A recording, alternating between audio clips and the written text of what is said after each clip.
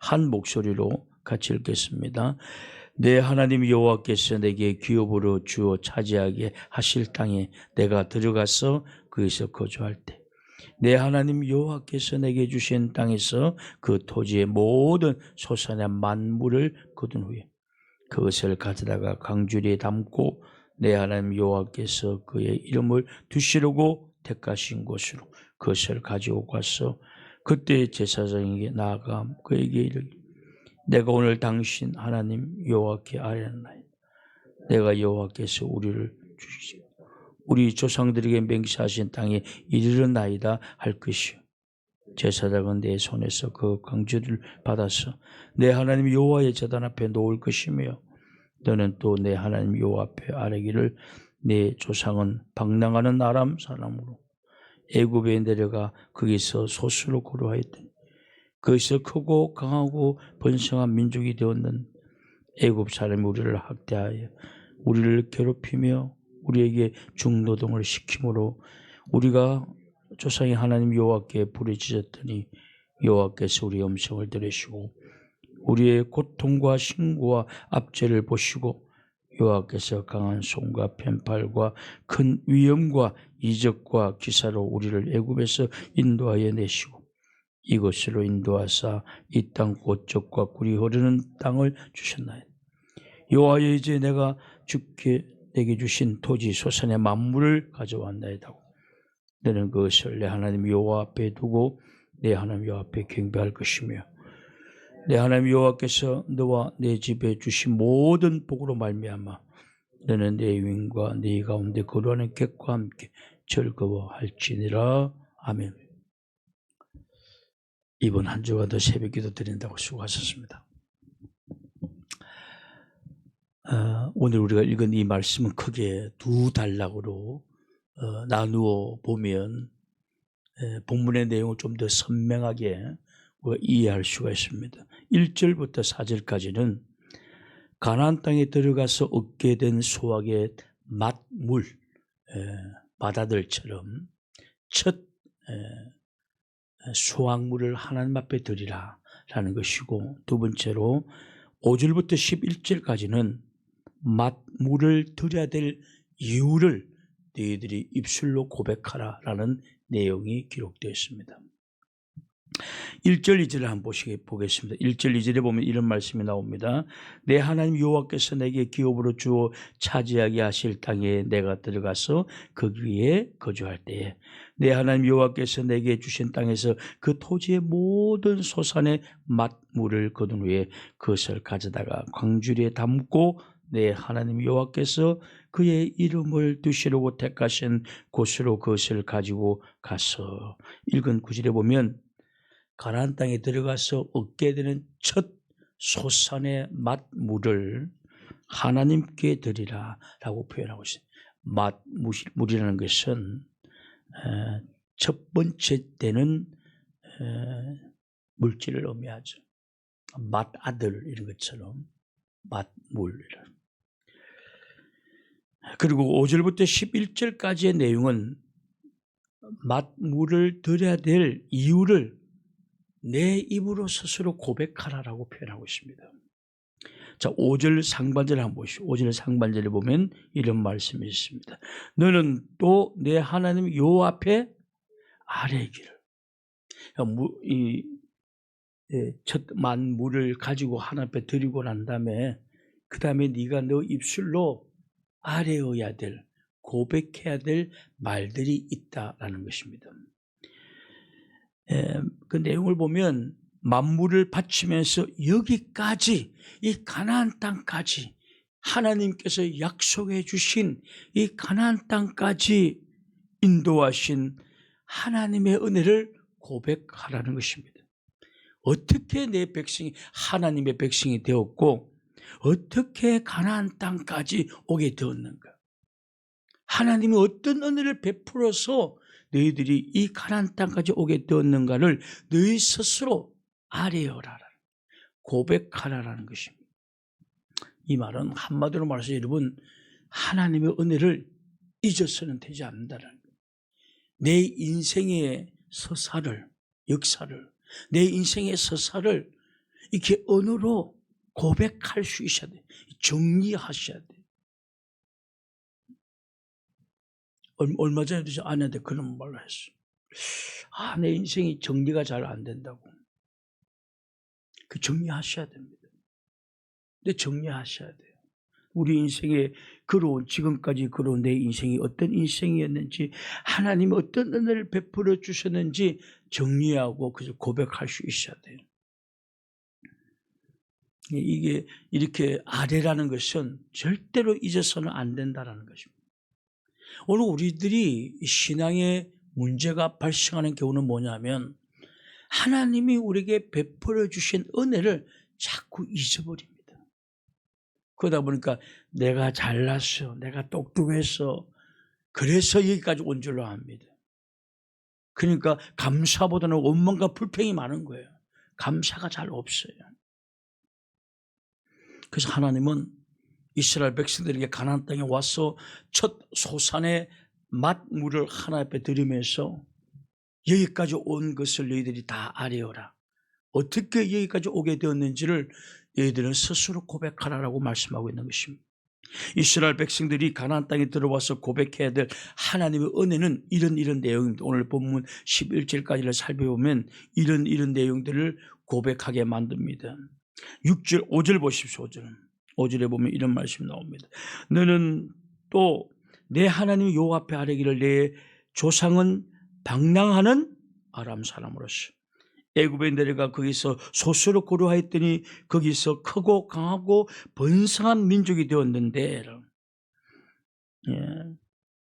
방랑하는 사람을 내가 선택했다라고 표현하고 있습니다. 여기서 아람 사람은 야곱을 의미합니다. 사실 야곱은 아람 사람이 아니에요. 그런데 왜 야곱을 방랑하는 아람 사람이라고 표현하냐면, 야곱은 에서를 피해서 밧단 아람의 삼촌네 집에서 20년간 삽니다. 사실은 굉장히 방랑하는 삶을 살았습니다. 부모를 떠났어. 외국 땅에 가서, 이국 땅에 가서, 그리고 20년간 그 방랑하는 삶을 살았습니다. 그래서 야곱을 방랑하는 아람 사람으로 표현하고 있는 것입니다. 야곱은 거기서 이스라엘의 12지파가 되는 12아들을 다 놓게 되죠. 하나님 입장에서 보면 방랑하는 아람 사람 야곱인 것입니다. 거짓말을 하고 도망을 치고, 그리고 밧단 아람에서 삼촌에게 속임을 당하고, 결혼 또는 본인이 받는 그 수고비 다 속임을 당하고 방랑하는 삶을 살았습니다. 그래서 성경은 야곱을 방랑하는 아람 사람으로 표현하고 있는 것입니다. 여하튼 그는 거기서 결혼을 하고 아들들을 다 낳게 되죠. 그리고 그 아들이 또 장가가고해서 70명 정도로 불어나게 됩니다. 이때 하나님은 그들을 애굽 땅으로 보냅니다. 이스라엘의 12지파가 결혼하고 자식을 놓고 손자가 생기고, 그러다 보니까 아람 사람 야곱의 가족이 한 70명 가까이 되었습니다. 그러니까 이게 사실은 이스라엘의 그 모체가 되는 거죠. 그 70명이 이제 애굽 땅으로 들어가게 됩니다. 왜냐하면 그다음에 굉장히 흉년이 많이 들어요. 애굽은 지금은 이집트 아닙니까? 그 이집트는 나일강이 365일로 범람하였습니다. 그래서 땅들이 굉장히 옥토였습니다. 그래서 하나님은 방랑하는 이스라엘 백성들을 이렇게 선택해서 70명쯤 되었을 때 애굽으로 보냅니다. 애굽에. 그러나 사실 애굽으로 가지만 이미 하나님은 이들을 애굽에 보내기 위해서 야곱의 아들 요셉을 11번째 아들 요셉을 미리 애굽 땅에 노예로 팔려가게 만듭니다. 그리고 그곳에서 파란만장한 삶을 살다가 마침내 애굽의 종리가 됩니다. 그건 하나님의 다 계획이었습니다. 그러고 난 다음에 이스라엘 백성들을 그의 애굽의 종류가 되고 난 다음에 이스라엘 백성들을 애굽 땅으로 보내는 것입니다. 이 과정에서 얼마나 많은 일들이 있었습니까? 하나님 왜 나를 애굽의 노예로 팔았습니까? 왜 나는 이렇게 가족과 떨어져서 이렇게 개고생을 해야 됩니까?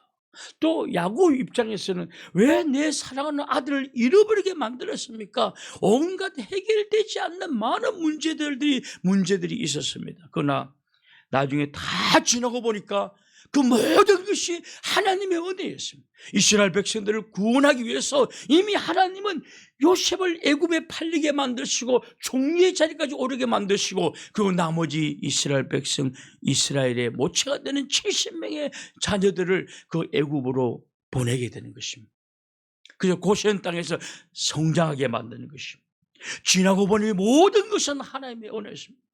그 당시 살아갈 때는 모든 것이 어문투성이었고 불만투성이었습니다. 그러나 지나고 보니 모든 것은 하나님의 은혜였습니다.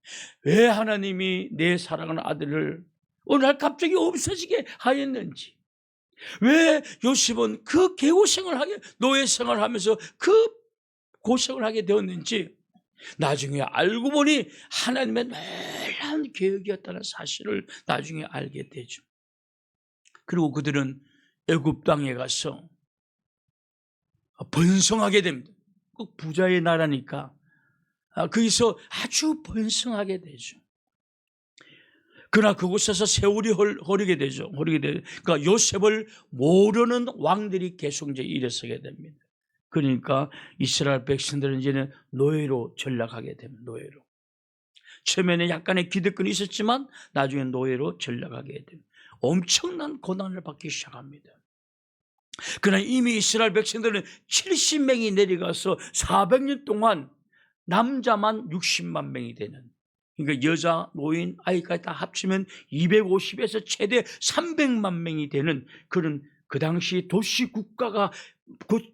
국가를 만들 수 있는 거대한 나라로 그래서 성장하게 되었죠.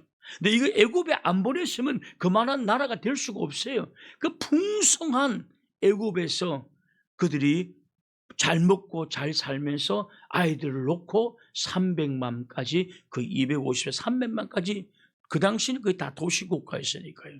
자라나게 되어 성장하게 된 것이. 자, 5절부터 6절 한번 보시죠. 5절, 6절.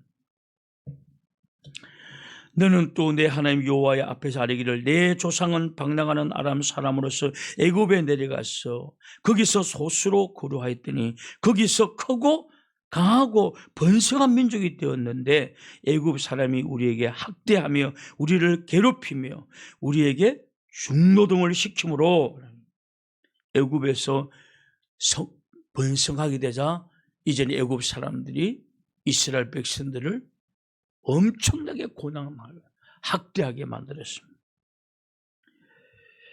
그러니까 이스라엘 백성들이 그것도 학대받으면은 왜 이렇게 우리를 괴롭힙니까? 라고 하지만 이스라엘 백성들은 고난받고 학대를 받으니까 그동안 잊고 있었던 하나님을 찾기 시작합니다. 나의 하나님, 나의 하나님, 어찌하여 우리를 이렇게 외면하십니까? 이 이방 땅에서 우리를 이렇게 고난받는데 하나님이여 왜 우리를 구원하여 주지 않습니까? 하나님을 잊고 있었어요. 그러나 고난이 오니까 드디어 하나님을 찾기 시작하는 것입니다. 자, 7절 보십시오. 7절에 보면 이런 말씀이 나옵니다. 우리 조상의 하나님 여호와께 부르짖었더니 여호와께서 우리의 음성을 들으시고 우리의 고통과 신고와 압제를 보시고, 예전 사람이든 지금 살아가는 사람이든 고난이 와야 하나님을 찾습니다. 고난이 와야. 그러므로 고난은 우리가 싫어하는 이 고난은 하나님과 우리의 관계를 회복시켜주는 중요한 매개체가 됩니다. 고난이 오게 되면 피곤해도 하나님 앞에 부르짖어 기도하게 되고요, 시간이 없어도 주님 앞에 부르짖어 기도하게 됩니다. 고난이 발등에 불이 떨어졌는데 우리가 기도하지 않는 이유는 그만큼 여유로운 거예요. 그만큼 여유로운 거예요. 이스라엘 백성도 여유로울 때는 하나님 찾지 않았습니다. 그러나 학대가 심해지고 고난이 오니까 아이고 이거 하나님을 또다시 부르짖고 찾기 시작하는 것입니다. 그러므로 고난은 여러분 하나님을 찾으라는 하나님의 사인인 것입니다. 즉 고난은 굉장히 중요한 것입니다.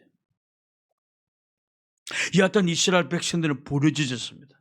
근데 하나님은 그 기도를 들으시고 이스라엘 백성들을 구원하십니다. 7절 8절에 보죠. 7절 8절에 보면 7절과 8절에 보면 우리가 우리 조상 하나님 여호와께 부르짖었더니 여호와께서 우리의 음성을 들으시고 우리의 고통과 신고와 압제를 보시고 여호와께서 강한 손과 펜팔과 큰 위험과 이적과 기사로 우리를 애굽에서 인도하여 고통 속에서 주님 앞에 부르짖었더니 하나님은 이스라엘 백성들을 구원하였다.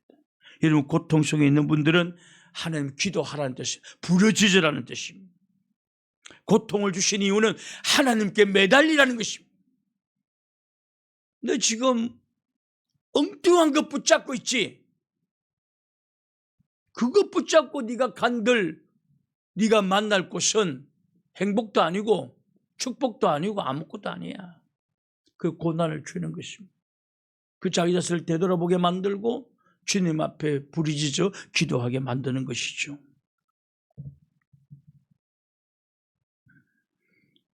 여러분 고난은 하나님 앞에 매달리라는 것입니다. 우리는 고난이 오게 되면 원망하고 불평하여 누구 때문이라고 합니다. 그러나 여러분 그렇지 않습니다. 내가 누구 때문에 고난받는가? 여러분 요셉이 애굽 형들 때문에 고난받았습니까? 형들이 팔았기 때문에 고난받았습니까? 아니 하나님이 형들로 하여금 팔게 만들었던 것입니다. 요셉이 애굽에 가서 종노릇하는 것이 애굽 사람들 때문이었습니까? 아니에요. 하나님이 보내신 것이에요. 오늘 여러분들이 당하는 고통요, 원망하고 있는 대상들 누구 때문입니까? 남편 때문입니까? 아내 때문입니까? 자식 때문입니까? 부모 때문입니까? 여러분 아니에요. 나 자신 때문입니다. 내가 부르짖어야 되는 거예요. 원망하고 있는 거 이게 잘못된 거예요. 사실은 물론 원망이 툭 튀어나오기도 하지만 우리는 늘 그것을 빨리 정리하셔야 돼요. 여러분 고난받으면 원망 아닙니다. 불평 아닙니다. 매달려야 되는 것이죠. 매달려야 되는 거죠. 여하튼 고난 속에서 부르짖는 기도 소리를 들으신 하나님께서는 그들을 구원하기로 마음을 먹습니다. 그런데 이때도 하나님은 미리 준비하셨죠. 인물을 미리 준비하셨죠. 늘 준비하시는 하나님. 아브라함 때부터 내 아들을 바치라고 할 때부터 산에서 산양을 준비하였듯이 이스라엘 백성들을 번성케 만들기 위해서 요셉을 애굽에 보내어서 준비시켰던 하나님께서 애굽에서 부르짖는 이 이스라엘 백성들을 구원하기 위해서 하나님은 이미 위대한 용도자 모세를 준비시켜 놓았습니다. 모세는 40년 동안 왕궁에서 왕자의 대접을 받으면서 그 로얄 패밀리들이 받는 교육을, 리더십 교육을 다 받습니다. 공주의 아들이시니까. 그 로얄 패밀리만 받는 그 온갖 리더십을 다 40년을 동안 공부를 합니다. 그래서 쫓겨나서 미디안 광야에서 또 40년 동안 아주 고생합니다. 여기서 모세는 영성을 회복합니다. 나는 아무것도 아니야. 나는 너무나 부족해. 그래서 하나님이 모세를 부르실 때는 여러분, 주여 나는 말할 줄도 모릅니다. 나는 아무것도 못합니다.